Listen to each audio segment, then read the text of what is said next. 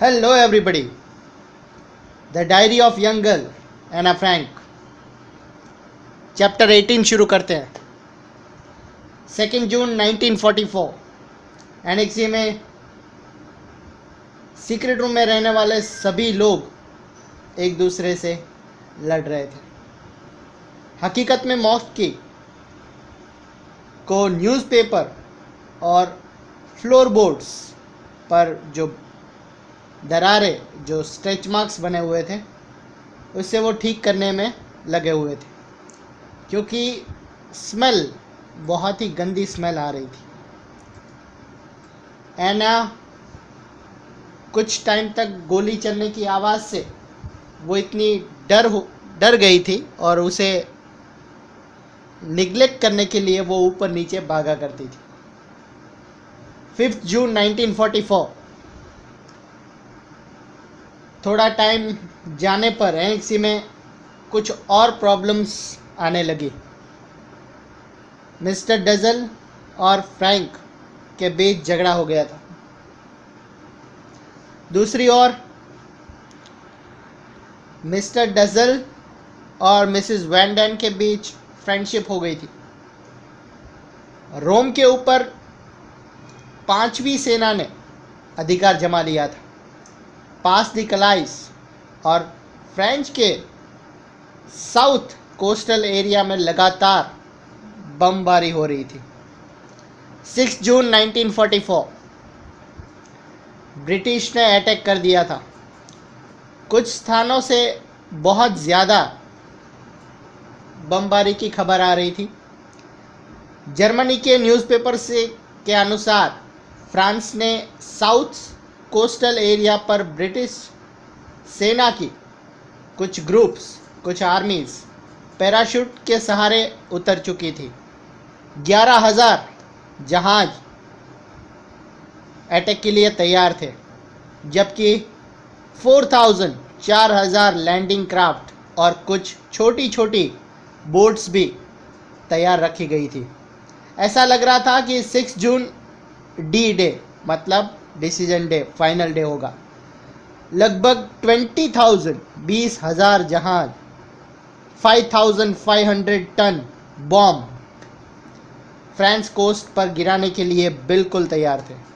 Germany की border के पीछे डमीज गिराए गए, जिनमें वो ज़मीन को छूते ही धमाका हो जाता था। एनेक्सी के जो सीक्रेट रूम के निवासी थे, रहने वाले सारे मेंबर्स, वो ये चाहते थे कि हमें युद्ध से छुटकारा मिल जाए। 9 जून 1944 फ्रेंच के कोस्टल एरिया के पास बैगजी गांव पर एलाइज का अधिकार आ गया था। जो चाहते थे वो उठाकर ले जाते थे। उन्होंने BBC न्यूज़ में सुना कि चर्चिल सेना की टुकड़ी के साथ आ गया है और डी डे के दिन ही उतरना चाहता था, लेकिन एइज़नहावर और दूसरे जनरल ने उसे इस टॉपिक पर बात करने की सोचे। एनेक्सी में मिस्टर वैंडन और पीटर के अलावा बाकी सब ने एक हंगेरियन रेस्पोडी, फ्रांस लीजी के बायोग्राफी पढ़ना चाहिए। एन ने उन्हें अपने टाइम का बहुत ही मशहूर पियानो बजाने वाला आदमी बताया गया। वो उसके लिए काफ़ी इमोशनल और काफ़ी काइंड पर्सन माना जाता था।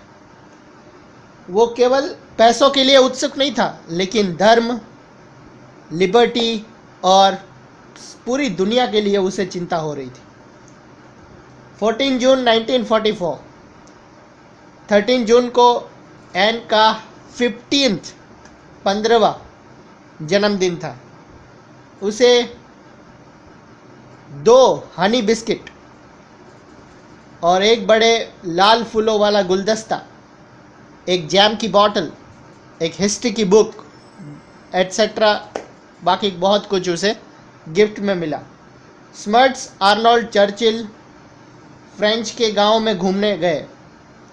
कुछ डचों का विश्वास था कि ब्रिटिशों को हॉलैंड को आज़ाद कर लेना चाहिए और वापस चले जाना चाहिए।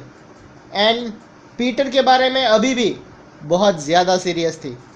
वो पीटर के अंदर एक बहुत ही अच्छा आदमी देख रही थी, लेकिन वो सिर्फ इतना जानना चाहती थी कि पीटर उसे अपनी दिल की सारी बात बताता क्यों नहीं है।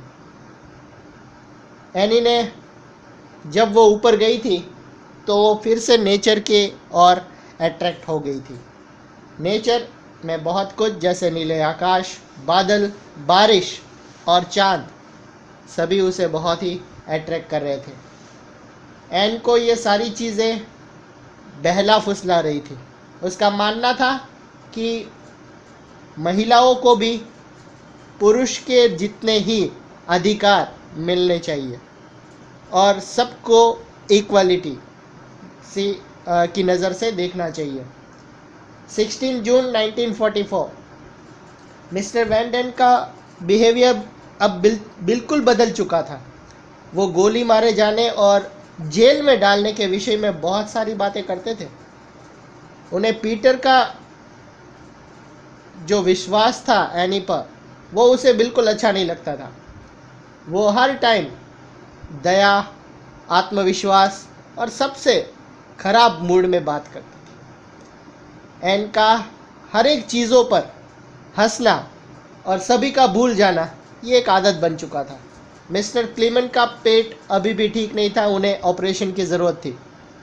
ब्रिटिश ने चेबर्ग पर अटैक कर दिया था। केवल एक ही विश्वास था कि 10 अक्टूबर तक वो आज़ाद हो जाएंगे।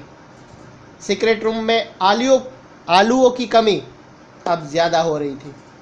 मिस्टर क्लीमेंट ने अभी तक ऑपरेशन के बारे में कुछ सीरियसली सोचा नहीं था।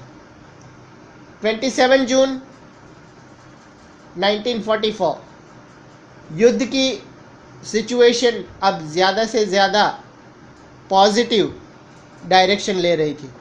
ब्रिटिश ने पोर्ट अपने नियंत्रण में कर लिया था, इसलिए अब वो कुछ भी कोस्टल एरिया से ले जा सकते हैं और भेज सकते हैं। उन्होंने 5 जर्मन जनरलों को मार दिया था। युद्ध ने सभी को प्रभावित किया, लेकिन इससे युद्ध को कोई फर्क नहीं पड़ा। जर्मन की बिना कामकाजी जो महिलाएं थी, मतलब ऐसे ही जो आर्मी में जिन्होंने एंट्री ली थी, वो समुद्र की ओर से सीमा से उसे बाहर निकाल दिया गया। 30 जून 1944 एनी ने डिक्शनरी की सहायता से एक आदर्श पति को पढ़ना शुरू कर दिया। बेप ने अपने बालों का तरीका बदल लिया, हेयर स्टाइल बदल दी उसने। माइप 1 हफ्ते की छुट्टी लेकर जा चुका था। एनी ने अपने दांतों के लिए रूट कैनल की जो उपचार था, जो ट्रीटमेंट थी, वो लिया।